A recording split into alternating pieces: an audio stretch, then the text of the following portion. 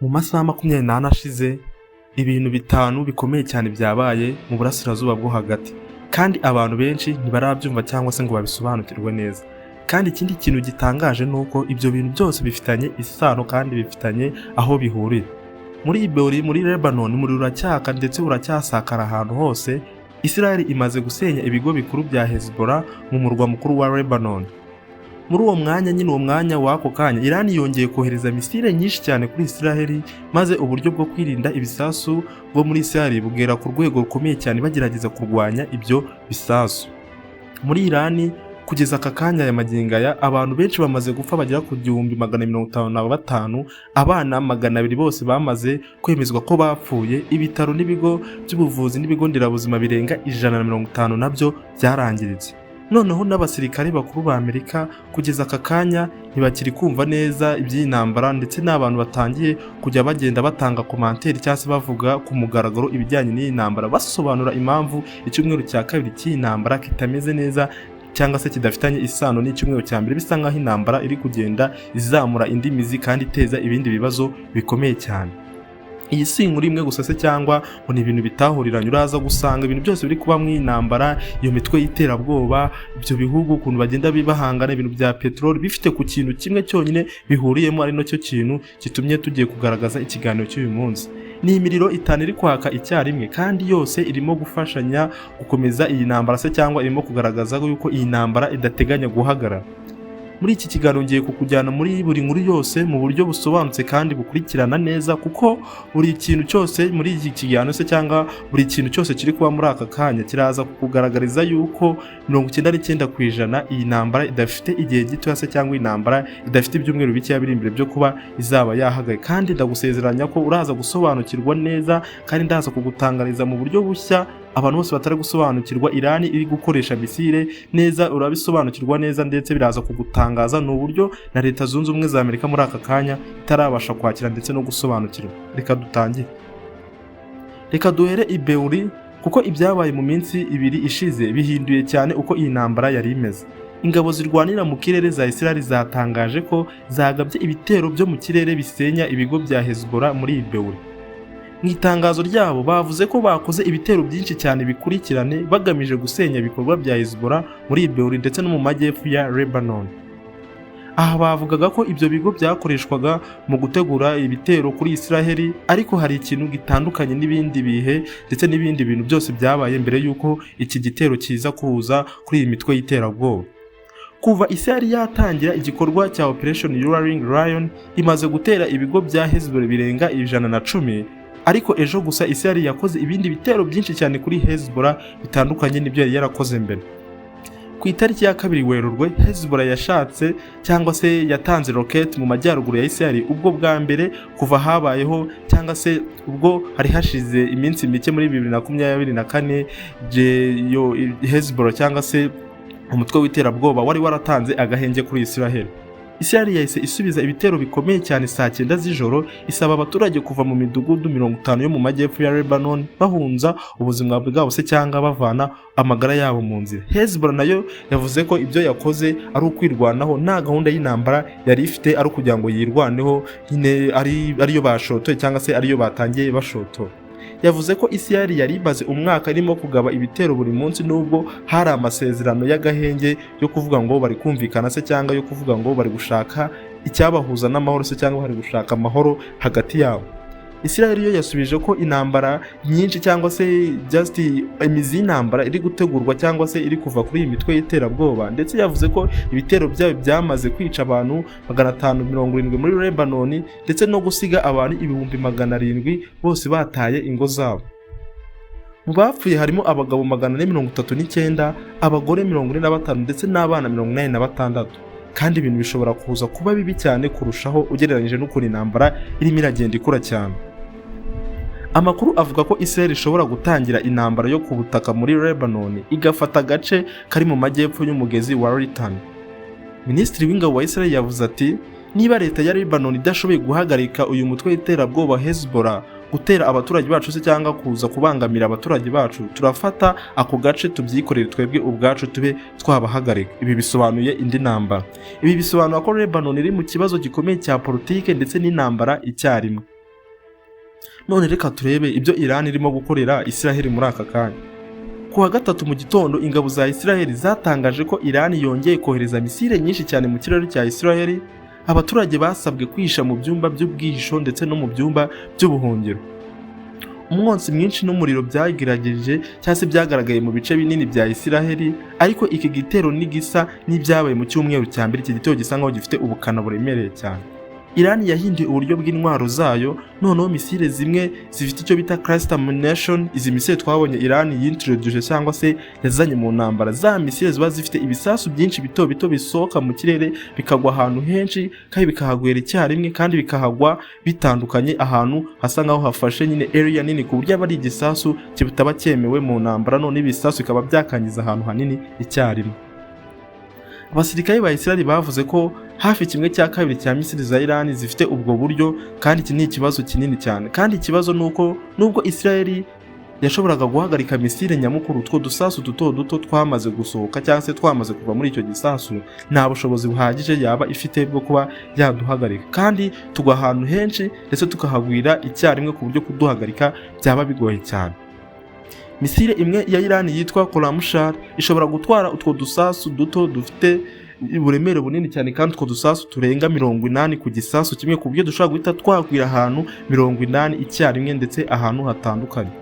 Isesengura rya CNN ryagaraje ko ibisasu byayo bishobora kugwira ahantu hagera kuri kilometero z'ubuso 12, kandi utwo dusasu tukaba twahagwira icyarimwe. Nubwo bimeze bityo, Israel iracyashoboye guhagarika ibisasu byinshi, ariko iyo bigeze kuri ibyo bisasu cluster munition bisanga biri kwigora cyane, ndetse bikaba ari ibisasu bitanasanzwe byemewe mu ntambara. Ku munsi wa 10 w'intambara ibitero bya Iran byagabanutseho 90%, ariko hari ibyangiritse byinshi cyangwa se hari ibintu byangijwe n'iyi ntambara, nubwo bigaragara yuko Iran yagabanyije ibitero kugera kuri 90%. Mu gitero gikomeye cyane, misile ya Iran yaguye ku cyumba cy'ubuhungiro mu mujyi wa Benun Ishemei. Abantu bagera ku 9 bose bahise bapfa, abandi barenga 20 barakomeretse bikomeye cyane. Iran ntabwo irimo gutsinda iyi ntambara ya misile, ariko irimo gushaka uburyo bushya bwo kubabaza ndetse no guhashya Israel ku buryo bukomeye cyane, nayo ikicuza kuba yarakomeje ndetse no guhagarara kuri ino ntambara, kumva ko intambara batakora ibiganiro by'ubwiyunge cyangwa ibiganiro by'agahenge, intambara bakaba bayisubitse. Ibi ngiye kuvuga aka kandi ibintu byababaje cyane muri intambara. Kuva intambara yatangira n'ikintu cya mbere cyababaje abantu bose ndetse n'abandi bakurikiza intambara, ibindi bihugu uburyo bivuga ko ari ikintu kitari ngombwa kuba, n'uburyo cyagiye kiriyakita ndetse kibabaza abantu bose. Minisitiri wungirije w'ubuzima muri Iran yavuze ko abantu bajya ku 255 bamaze gupfa. Muri abo bantu harimo abana 200 bose bazize iyi ntambara, ndetse n'abakozi b'ubuvuzi mu bigo nderabuzima 11 bose bazize iyi ntambara. Abapfuye bari bafite imyaka kuva ku mezi 8 gusa kugeza ku myaka 88. Abantu barenga 12,000 barakomeretse cyane ku buryo bukabije muri iyi ntambara, ndetse imijyi irenga 200 muri Iran imaze guterwa ndetse no kwangizwa ku buryo bukomeye cyane. Inyubako z'abaturage zigera ku 20,000 zose zarangiritse.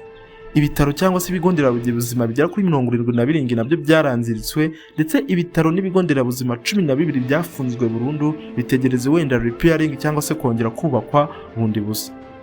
Ikintu kibabaje cyane cyabaye ku munsi wa mbere w'iyi ntambara.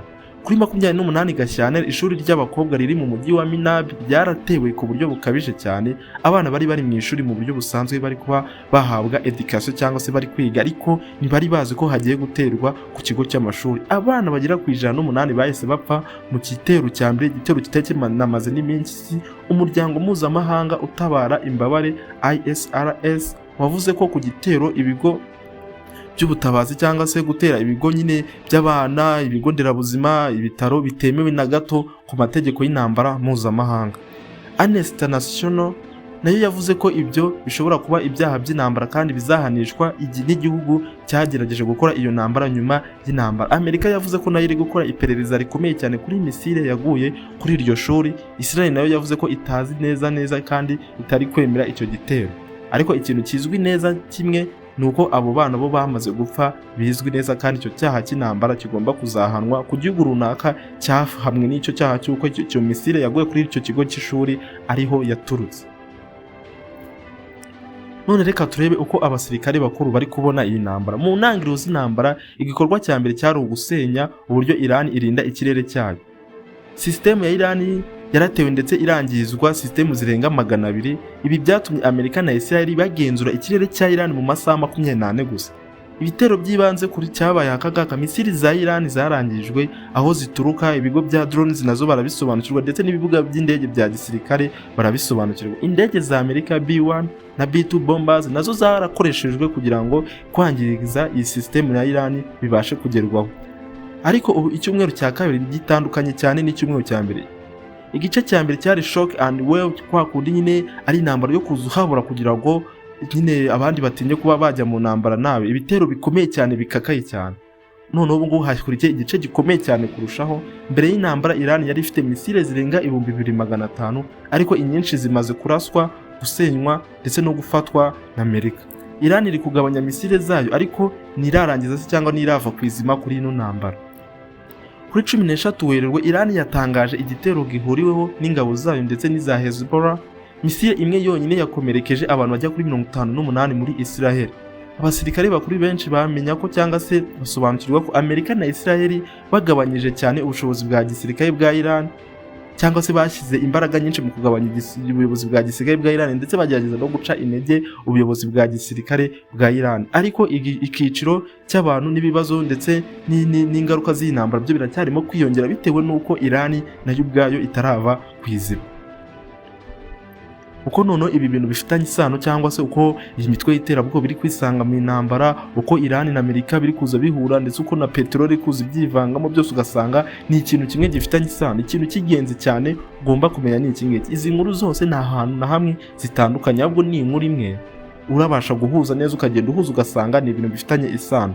Iran iri gutakaza ibikorwa bya gisirikare, niyo mpamvu irimo gushyigikira Hezbollah mu ntambara kugira ngo igumye iyi supporting cyangwa se bagumye bashyire hamwe barwanya iyo Israel ndetse na leta zunze ubumwe za Amerika. Ibi bituma Israel igabanya ingufu hagati ya Iran ndetse na Lebanon. Hagati aho Iran iri kugabanya petrol yo kugenda itanga mu bihugu bya Gulf, bya bihugu bigiye birimo bya bihugu bigiye bifite ubucuruzi buri hejuru. Amato 3 y'ubucuruzi yamaze guterwa hafi ya Strait of Hormuz, wa muyoboro ucamo petrol nyinshi iva muri Iran ijya muri nyinshi ndakeka ijya mu Bushinwa. Ariko Iran yavuze ko amato ashaka kugira aho hantu agomba kubanza kuyisaba uburenganzira, cyangwa se akaba yaraswa se cyangwa yafatwa cyangwa se akaba yahagarikwa.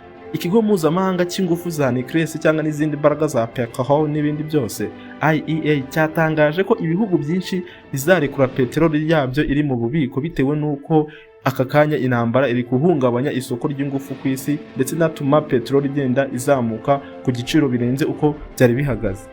Iyi ntambara ni ikiri intambara y'akarere gusa, ahubwo irimo kugira ingaruka nyinshi ku bihugu byose ndetse n'ingaruka nyinshi ku bijyanye n'ibiciro bya petrol, ubwikorezi bwo mu nyanja, ibibuga by'indege, ibitaro ndetse n'ibigo nderabuzima ndetse n'ingo z'abaturage. Kugeza aka kanya turi kubona ko ifite ingaruka nyinshi cyane muri ibi byiciro byose. Reka dusoze dusubira ku isura rusange ry'iyi ntambara kugeza kuri uyu munsi wa 15 cyangwa se kuri iyi tariki ya 15 iyi ntambara iri kuba. Lebanon niho tugiye guhera. Israel imaze gusenya ibigo bya Hezbollah 110, abantu 570 barapfuye ndetse n'abandi bantu 700 bataye ingo ndetse n'imirimo yabo bahunga intambara.